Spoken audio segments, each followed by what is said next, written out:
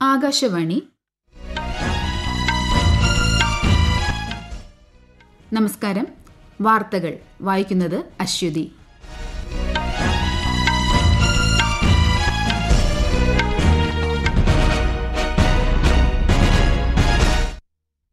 പ്രധാന വാർത്തകൾ. അടൽ സേതു പാലം ഉൾപ്പെടെ 30,500 കോടി രൂപയുടെ വികസന പദ്ധതികളുടെ ഉദ്ഘാടനം പ്രധാനമന്ത്രി നരേന്ദ്രമോദി ഇന്ന് മഹാരാഷ്ട്രയിൽ നിർവഹിക്കും. ഇന്ന് ദേശീയ യുവജന ദിനം. 27ാമത് ദേശീയ യുവജനോത്സവം പ്രധാനമന്ത്രി മഹാരാഷ്ട്രയിലെ നാസിക്കിൽ ഉദ്ഘാടനം ചെയ്യും. വൈബ്രന്റ് ഗുജറാത്ത് ആഗോള ഉച്ചകോടിയുടെ സമാപന സമ്മേളനത്തിൽ കേന്ദ്ര ആഭ്യന്തരമന്ത്രി അമിത്ഷാ ഇന്ന് അധ്യക്ഷത വഹിക്കും. 2028ഓടെ ആദ്യ ഭാരതീയ അന്തരീക്ഷ നിലയം സ്ഥാപിക്കുമെന്ന് ISRO ചെയർമാൻ. കേന്ദ്ര സർക്കാരിന്റെ വിവിധ ക്ഷേമ പദ്ധതികൾ ജനങ്ങളിലേക്ക് എത്തിക്കുന്ന വികസിത് ഭാരത് സങ്കല്പയാത്ര കേരളത്തിൽ പുരോഗമിക്കുന്നു. മകരവിളക്കിനൊരുങ്ങി സന്നിധാനം. ചരിത്ര പ്രസിദ്ധമായ എരുമേലി പേട്ടതുള്ളൽ ഇന്ന്. അഫ്ഗാനിസ്ഥാനെതിരായ 2020 പരമ്പരയിലെ ആദ്യ മത്സരത്തിൽ ഇന്ത്യയ്ക്ക് വിജയം. വാർത്തകൾ വിശദമായി. പ്രധാനമന്ത്രി നരേന്ദ്രമോദി ഇന്ന് മഹാരാഷ്ട്രയിൽ 30,500 കോടി രൂപയുടെ വിവിധ വികസന പദ്ധതികൾക്ക് തുടക്കം കുറിക്കും. നഗരമേഖലയിലെ ഗതാഗത സൌകര്യങ്ങൾ ശക്തിപ്പെടുത്തുന്നതിനായി നിർമ്മിച്ച അടൽ സേതുവിന്റെ ഉദ്ഘാടനവും പ്രധാനമന്ത്രി നിർവഹിക്കും. 17,840 കോടി രൂപ ചെലവിലാണ് 21.8 കിലോമീറ്റർ ദൈർഘ്യമുള്ള അടൽ സേതു പാലം നിർമ്മിച്ചിരിക്കുന്നത്. 2016 ഡിസംബറിലായിരുന്നു പ്രധാനമന്ത്രി പാലത്തിന്റെ തറക്കല്ലിട്ടത്. ഇന്ന് നവി മുംബൈയിൽ പൊതുസമ്മേളനത്തെ അദ്ദേഹം അഭിസംബോധന ചെയ്യും. 12,700 കോടി രൂപയുടെ വികസന പദ്ധതികൾക്ക് ചടങ്ങിൽ തുടക്കം കുറിക്കും. ഈസ്റ്റേൺ ഫ്രീവേ ഓറഞ്ച് ഗേറ്റിനെ മറൈൻ ഡ്രൈവുമായി ബന്ധിപ്പിക്കുന്ന അടിപ്പാതയ്ക്കും പ്രധാനമന്ത്രി ഇന്ന് തറക്കല്ലിടും. മഹാരാഷ്ട്രയിലെ പാൽക്കർ, താനെ ജില്ലകളിലെ കുടിവെള്ള വിതരണത്തിനായുള്ള സൂര്യ പദ്ധതിയുടെ ആദ്യഘട്ടവും പ്രധാനമന്ത്രി നാടിന് സമർപ്പിക്കും. 2,000 കോടി രൂപയുടെ റെയിൽവേ പദ്ധതികളുടെ സമർപ്പണവും അദ്ദേഹം ഇന്ന് നിർവഹിക്കും. ഉറാൻ റെയിൽവേ സ്റ്റേഷനിൽ നിന്ന് ഖാർകോപ്പറിലേക്കുള്ള ട്രെയിൻ സർവീസ് ഇന്ന് പ്രധാനമന്ത്രി ഫ്ളാഗ് ഓഫ് ചെയ്യും. വനിതാ ശാക്തീകരണം ലക്ഷ്യമിടുന്ന നമോ മഹിളാ ശാക്തീകരൺ അഭിയാനും ചടങ്ങിൽ പ്രധാനമന്ത്രി തുടക്കമിടും. ഇന്ന് ദേശീയ യുവജന ദിനം. 27ാമത് ദേശീയ യുവജനോത്സവം പ്രധാനമന്ത്രി നരേന്ദ്രമോദി മഹാരാഷ്ട്രയിലെ നാസിക്കിൽ ഉദ്ഘാടനം ചെയ്യും. തുടർന്ന് പ്രധാനമന്ത്രി 1 ലക്ഷത്തോളം യുവജനങ്ങളെ അഭിസംബോധന ചെയ്യും. വിശദാംശങ്ങളിലേക്ക്. സ്വാമി വിവേകാനന്ദന്റെ ആശയങ്ങളെയും ചിന്തകളെയും ആദരിക്കുന്നതിനായാണ് എല്ലാ വർഷവും ജനുവരി 12 ദേശീയ യുവജന ദിനമായി ആഘോഷിക്കുന്നത്. എന്റെ ഭാരതം വികസിത ഭാരതം അറ്റ് 2047 യുവാക്കൾ യുവജനങ്ങൾക്കായി എന്നതാണ് ഈ വർഷത്തെ പ്രമേയം. സ്വാമി വിവേകാനന്ദന്റെ 161ാം ജന്മവാർഷികത്തോടനുബന്ധിച്ച് രാജ്യത്തെ വിവിധയിടങ്ങളിൽ കേന്ദ്ര സംസ്ഥാന സർക്കാർ വകുപ്പുകളുടെ സഹകരണത്തോടെ പരിപാടികൾ സംഘടിപ്പിക്കും. ദേശീയ യുവജനോത്സവം രാജ്യത്തിന്റെ യുവശക്തിയെ പ്രകടമാക്കുമെന്നും 2047ഓടെ ഇന്ത്യയെ വികസിത രാഷ്ട്രമാക്കാൻ രാജ്യത്തെ യുവജനങ്ങൾ പ്രതിജ്ഞയെടുക്കണമെന്നും കേന്ദ്രമന്ത്രി അനുരാഗ് സിംഗ് ഠാക്കൂർ അറിയിച്ചു. പ്രധാന നഗരങ്ങളിലും 750 ജില്ലാ ആസ്ഥാനങ്ങളിലും റോഡ് സുരക്ഷാ ബോധവൽക്കരണ പരിപാടികളും ക്യാമ്പയിനുകളും സംഘടിപ്പിക്കും. നാഷണൽ സർവീസ് സ്കീം, നെഹ്റു യുവ കേന്ദ്ര എന്നിവയുടെ പിന്തുണയോടെ 88,000-ലധികം വോളണ്ടിയർമാർ ക്യാമ്പയിനുകളിൽ പങ്കാളികളാകും. News desk, Akashvani.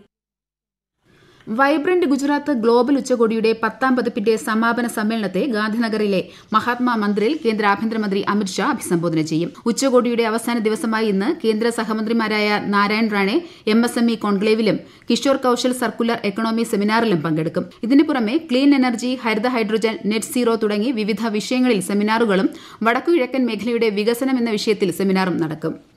വിദേശകാര്യമന്ത്രി S. ജയശങ്കറും US സ്റ്റേറ്റ് സെക്രട്ടറി ആന്റണി ബ്ലിങ്കനും ടെലിഫോണിൽ ചർച്ച നടത്തി. ഗാസ ഉൾപ്പെടെയുള്ള പശ്ചിമേഷ്യയിലെ നിലവിലെ സാഹചര്യങ്ങളെക്കുറിച്ചും ചെങ്കടൽ മേഖലയിലെ സുരക്ഷാ സ്ഥിതിഗതികളും യുക്രൈൻ വിഷയവും ഇരുവരും ചർച്ച ചെയ്തു. 2024 ഇന്ത്യ US സഹകരണം കൂടുതൽ ശക്തിപ്പെടുത്തുമെന്ന് ഇരു നേതാക്കളും പ്രത്യാശ പ്രകടിപ്പിച്ചു. ഓസ്ട്രേലിയൻ വിദേശകാര്യമന്ത്രി പെന്നി വോങ്ങുമായും കേന്ദ്രമന്ത്രി ടെലിഫോണിൽ സംഭാഷണം നടത്തി. ക്വാഡ് ഉൾപ്പെടെ വിവിധ മേഖലകളിലെ ഇന്ത്യ ഓസ്ട്രേലിയ സഹകരണം സംബന്ധിച്ച് ഇരു നേതാക്കളും ചർച്ച നടത്തി. നിലവിലുള്ള ലോഞ്ചർ ശേഷി ഉപയോഗിച്ച് 2028ഓടെ ഇന്ത്യയുടെ ആദ്യ അന്താരാഷ്ട്ര ബഹിരാകാശ നിലയം ആരംഭിക്കാൻ ലക്ഷ്യമിടുന്നതായി ISRO മേധാവി S. Somanath. Vibrant Gujarat global ഉച്ചകോടിയുടെ ഭാഗമായി അന്താരാഷ്ട്ര ബഹിരാകാശ നിലയത്തെക്കുറിച്ചുള്ള സെമിനാറിനെ അഭിസംബോധന ചെയ്യുകയായിരുന്നു അദ്ദേഹം. ബഹിരാകാശ മേഖലയിൽ ശാസ്ത്ര സ്വഭാവം, സാമ്പത്തിക വളർച്ച, അന്താരാഷ്ട്ര സഹകരണം എന്നിവ വളർത്തുന്നതിന് ഈ നടപടി നിർണായകമാകുമെന്ന് അദ്ദേഹം പറഞ്ഞു. സമീപകാലത്ത് നേരിട്ട വെല്ലുവിളികളെ അതിജീവിച്ച് രാജ്യത്തെ ബാങ്കിംഗ് മേഖല ശക്തമായി മുന്നോട്ട് വന്നതായി reserve bank governor Shaktikanta Das. മുംബൈയിൽ നടന്ന ഒരു പരിപാടിയിൽ സംസാരിക്കുകയായിരുന്നു അദ്ദേഹം. പ്രധാന ബാങ്കുകളുടെ പ്രവർത്തന മികവുമായി ബന്ധപ്പെട്ട വിവിധ ഘടകങ്ങൾ കഴിഞ്ഞ 4 വർഷങ്ങളിൽ മെച്ചപ്പെട്ടുവെന്നും അദ്ദേഹം ചൂണ്ടിക്കാട്ടി. ഇന്ത്യയുടെ കേന്ദ്ര ബാങ്ക് ഡിജിറ്റൽ കറൻസിയിൽ മറ്റ് രാജ്യങ്ങൾക്ക് വളരെയധികം താൽപര്യമുണ്ടെന്നും മികച്ച ഡിജിറ്റൽ പൊതു അടിസ്ഥാന സൌകര്യമായി UPI മാറിയതായും അദ്ദേഹം അറിയിച്ചു. പാപ്പരത്ത ചട്ടങ്ങൾക്ക് കീഴിൽ ബാധകമായ മൊത്തം വായ്പകളുടെ 32% തിരിച്ചുപിടിക്കാൻ ബാങ്കുകൾക്ക് കഴിഞ്ഞതായി റിസർവ് ബാങ്ക് ഗവർണർ. 2016 നിലവിൽ വന്ന ചട്ടങ്ങൾ ബാങ്കിംഗ് മേഖലയിലെ ആസ്തികളുടെ പരിപാലനത്തിൽ ഏറെ സഹായകമായെന്ന് അദ്ദേഹം അഭിപ്രായപ്പെട്ടു. National institute of pharmaceutical education and റിസർച്ചിന്റെ പുതിയ ക്യാമ്പസ് ഗുവാഹത്തിയിൽ കേന്ദ്രമന്ത്രി മൻസുഖ് മാണ്ഡവ്യ ഇന്ന് ഉദ്ഘാടനം ചെയ്യും. കാംരൂപിലെ ചാങ്സാരിയിൽ 27,688 ചതുരശ്ര മീറ്ററിൽ വ്യാപിച്ചു കിടക്കുന്ന ക്യാമ്പസിന്റെ ഉദ്ഘാടനത്തോടൊപ്പം അസമിലെ നിരവധി ആരോഗ്യ പരിരക്ഷ അടിസ്ഥാന സൌകര്യ പദ്ധതികൾക്കും കേന്ദ്രമന്ത്രി തറക്കല്ലിടും. ഈ വാർത്തകൾ ആകാശവാണിയിൽ നിന്ന്. കേന്ദ്ര സർക്കാരിന്റെ വിവിധ ക്ഷേമ പദ്ധതികൾ ജനങ്ങളിലേക്ക് എത്തിക്കുന്നതിനുള്ള വികസിത് ഭാരത് സങ്കല്പയാത്ര കേരളത്തിൽ പുരോഗമിക്കുന്നു. തിരുവനന്തപുരം ജില്ലയിലെ വർക്കല ബ്ലോക്ക് പഞ്ചായത്തിലെ ഇലകമൺ, ഇടവ എന്നീ പഞ്ചായത്തുകളിലെ പര്യടനത്തോടെ ഗ്രാമീണ മേഖലയിലെ പര്യടനം ഇന്ന് സമാപിക്കും. നഗരപ്രദേശങ്ങളിൽ പാളയം, പേരൂർക്കട എന്നിവിടങ്ങളിൽ പര്യടനം നടത്തും. കോഴിക്കോട് ജില്ലയിൽ ഇന്ന് Mankavu, medical college, Koduvally town, Vavad എന്നിവിടങ്ങളിൽ വികസിത് ഭാരത് സങ്കല്പയാത്രയുടെ പൊതുസമ്മേളനം നടക്കും. കണ്ണൂർ ജില്ലയിൽ പര്യടനം ഇന്ന് സമാപിക്കും. ഉച്ചയ്ക്ക് ശേഷം പിണറായി പഞ്ചായത്തിലാണ് ജില്ലയിലെ അവസാനത്തെ സ്വീകരണം. കോട്ടയം ജില്ലയിൽ ഇന്ന് അയ്മനം, വിജയപുരം ഗ്രാമപഞ്ചായത്തുകളിൽ പര്യടനം നടത്തും. എറണാകുളം ജില്ലയിലെ വികസിത് ഭാരത് സങ്കല്പയാത്ര ചിറ്റാട്ടുകരയിലും ഏഴിക്കര ഗ്രാമപഞ്ചായത്തിലും നടക്കും. നഗരപ്രദേശത്ത് കോതമംഗലം ട്രാൻസ്പോർട്ട് ബസ് സ്റ്റാൻഡിലും ഉച്ചകഴിഞ്ഞ് മൂവാറ്റുപുഴ നെഹ്റു പാർക്കിന് സമീപവും യാത്ര എത്തിച്ചേരും. മകരവിളക്കിനൊരുങ്ങി ശബരിമല സന്നിധാനം. ഭക്തർക്ക് പരമാവധി സൌകര്യങ്ങൾ ഒരുക്കിയതായി തിരുവിതാംകൂർ ദേവസ്വം ബോർഡ് അറിയിച്ചു. തിരുവാഭരണ ഘോഷയാത്ര പന്തളത്ത് നിന്ന് നാളെ പുറപ്പെടും. എരുമേലി ചന്ദനക്കുടം ഘോഷയാത്ര മന്ത്രി കെ രാധാകൃഷ്ണൻ ഫ്ളാഗ് ഓഫ് ചെയ്തു. മകരവിളക്കിന് മുന്നോടിയായുള്ള പ്രധാന ചടങ്ങുകളിലൊന്നായ അമ്പലപ്പുഴ ആലങ്ങാട് സംഘങ്ങളുടെ പേട്ടതുള്ളൽ ഇന്ന് എരുമേലിയിൽ നടക്കും. സംസ്ഥാന യുവജന കമ്മീഷന്റെ ആഭിമുഖ്യത്തിൽ സംഘടിപ്പിക്കുന്ന ദേശീയ യുവജന ദിനാഘോഷം മന്ത്രി സജി ചെറിയാൻ ഇന്ന് തിരുവനന്തപുരം യൂണിവേഴ്സിറ്റി കോളേജിൽ ഉദ്ഘാടനം ചെയ്യും. ദിനാഘോഷത്തോടനുബന്ധിച്ച് സംസ്ഥാനതല EMS സ്മാരക പ്രസംഗ മത്സര വിജയികൾക്കുള്ള സമ്മാനദാനവും വിവിധ കലാപരിപാടികളും സംഘടിപ്പിക്കും. തിരുവനന്തപുരത്ത് റിപ്പബ്ലിക് ദിന പരേഡിൽ ഗവർണർ ആരിഫ് മുഹമ്മദ് ഖാൻ അഭിവാദ്യം സ്വീകരിക്കും. വിദ്യാഭ്യാസ മന്ത്രി വി ശിവൻകുട്ടി ചടങ്ങിൽ പങ്കെടുക്കും. മറ്റു ജില്ലകളിൽ മന്ത്രിമാർ അഭിവാദ്യം സ്വീകരിക്കും. കോട്ടയത്ത് പാസ്പോർട്ട് സേവാ കേന്ദ്രത്തിന്റെ പുതിയ ഓഫീസ് മന്ദിരം ഇന്ന് കേന്ദ്ര സഹമന്ത്രി വി മുരളീധരൻ ഉദ്ഘാടനം ചെയ്യും. TB റോഡിലുള്ള കാളിശ്ശേരിൽ കൊമേഴ്സ്യൽ കോംപ്ലക്സിൽ ഉച്ചയ്ക്ക് ശേഷം 3 മണിക്കാണ് ഉദ്ഘാടനം. അഫ്ഗാനിസ്ഥാനെതിരായ 2020 പരമ്പരയിലെ ആദ്യ മത്സരത്തിൽ ഇന്ത്യയ്ക്ക് 6 വിക്കറ്റ് ജയം. മൊഹാലിയിലെ പഞ്ചാബ് ക്രിക്കറ്റ് അസോസിയേഷൻ സ്റ്റേഡിയത്തിൽ നടന്ന മത്സരത്തിൽ ടോസ് നേടിയ ഇന്ത്യ ബൌളിംഗ് തിരഞ്ഞെടുക്കുകയായിരുന്നു. അഫ്ഗാനിസ്ഥാൻ നിശ്ചിത ഓവറിൽ 5 വിക്കറ്റ് നഷ്ടത്തിൽ 158 റൺസ് എടുത്തു. മറുപടി ബാറ്റിംഗിനിറങ്ങിയ ഇന്ത്യ 17.3 ഓവറിൽ ലക്ഷ്യം മറികടന്നു. പുറത്താകാതെ 60 റൺസ് നേടിയ ശിവം ദുബെയാണ് ഇന്ത്യയുടെ ടോപ്പ് സ്കോറർ. ഇന്ത്യയ്ക്കായി മുകേഷ് കുമാറും അക്സർ പട്ടേലും 2 വിക്കറ്റ് വീതം വീഴ്ത്തി. പരമ്പരയിലെ രണ്ടാം മത്സരം ഞായറാഴ്ച നടക്കും. അഫ്ഗാനിസ്ഥാൻ തലസ്ഥാനമായ കാബൂളിൽ നടന്ന ഗ്രനേഡ് സ്ഫോടനത്തിൽ 2 പേർ കൊല്ലപ്പെട്ടു. 12 പേർക്ക് പരിക്കേറ്റു. സ്ഫോടനത്തിന്റെ ഉത്തരവാദിത്തം ആരും ഏറ്റെടുത്തിട്ടില്ല. ഒരാഴ്ചയ്ക്കിടെ ദഷി ബർച്ചി മേഖലയിൽ നടക്കുന്ന രണ്ടാമത്തെ സ്ഫോടനമാണിത്. ബംഗ്ലാദേശ് പ്രധാനമന്ത്രിയായി ഷെയ്ഖ് ഹസീന സത്യപ്രതിജ്ഞ ചെയ്ത് അധികാരമേറ്റു. തലസ്ഥാനമായ ധാക്കയിൽ നടന്ന ചടങ്ങിൽ പ്രസിഡന്റ് മുഹമ്മദ് ഷഹാബുദ്ദീൻ സത്യവാചകം ചൊല്ലിക്കൊടുത്തു. തുടർച്ചയായി 4ാം തവണയാണ് അവാമി ലീഗ് നേതാവായ ഷെയ്ഖ് ഹസീന ബംഗ്ലാദേശിന്റെ പ്രധാനമന്ത്രി പദത്തിൽ എത്തുന്നത്. 25 മന്ത്രിമാരും 11 സഹമന്ത്രിമാരും പ്രധാനമന്ത്രിക്കൊപ്പം സത്യപ്രതിജ്ഞ ചെയ്തു. 3 കേന്ദ്രാവിഷ്കൃത പദ്ധതികളുടെ സംയോജിത പദ്ധതിയാണ് പ്രധാനമന്ത്രി അനുസൂചിത് ജാതി അഭ്യുദയ് യോജന അഥവാ PMAJAY പദ്ധതിയെന്ന് കേന്ദ്ര സാമൂഹ്യനീതി ശാക്തീകരണ മന്ത്രാലയം.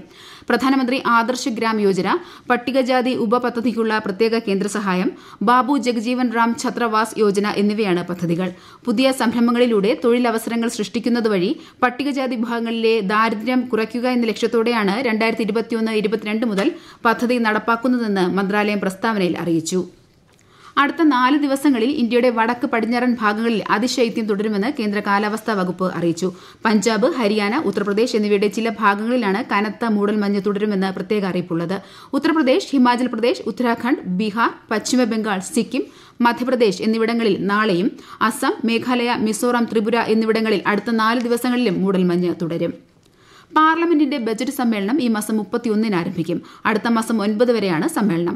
ഫെബ്രുവരി 1 ഇടക്കാല ബജറ്റ് കേന്ദ്ര ധനമന്ത്രി നിർമ്മല സീതാരാമൻ പാർലമെന്റിൽ അവതരിപ്പിക്കും. പ്രധാന വാർത്തകൾ വീണ്ടും. അടൽ സേതു പാലം ഉൾപ്പെടെ 30,500 കോടി രൂപയുടെ വികസന പദ്ധതികളുടെ ഉദ്ഘാടനം പ്രധാനമന്ത്രി നരേന്ദ്രമോദി ഇന്ന് മഹാരാഷ്ട്രയിൽ നിർവഹിക്കും. ഇന്ന് ദേശീയ യുവജന ദിനം. 27ാമത് ദേശീയ യുവജനോത്സവം പ്രധാനമന്ത്രി മഹാരാഷ്ട്രയിലെ നാസിക്കിൽ ഉദ്ഘാടനം ചെയ്യും. വൈബ്രന്റ് ഗുജറാത്ത് ആഗോള ഉച്ചകോടിയുടെ സമാപന സമ്മേളനത്തിൽ കേന്ദ്ര ആഭ്യന്തരമന്ത്രി അമിത് ഷാ ഇന്ന് അധ്യക്ഷത വഹിക്കും. 2028ഓടെ ആദ്യ ഭാരതീയ അന്തരീക്ഷ നിലയം സ്ഥാപിക്കുമെന്ന് ISRO ചെയർമാൻ. കേന്ദ്ര സർക്കാരിന്റെ വിവിധ ക്ഷേമ പദ്ധതികൾ ജനങ്ങളിലേക്ക് എത്തിക്കുന്ന വികസിത് ഭാരത് സങ്കല്പയാത്ര കേരളത്തിൽ പുരോഗമിക്കുന്നു. മകരവിളക്കിനൊരുങ്ങി സന്നിധാനം. ചരിത്രപ്രസിദ്ധമായ എരുമേലി പേട്ടതുള്ളൽ ഇന്ന്. അഫ്ഗാനിസ്ഥാനെതിരായ 2020 പരമ്പരയിലെ ആദ്യ മത്സരത്തിൽ ഇന്ത്യയ്ക്ക് വിജയം. വാർത്തകൾ കഴിഞ്ഞു. അടുത്ത വാർത്താ പ്രക്ഷേപണം 12:30.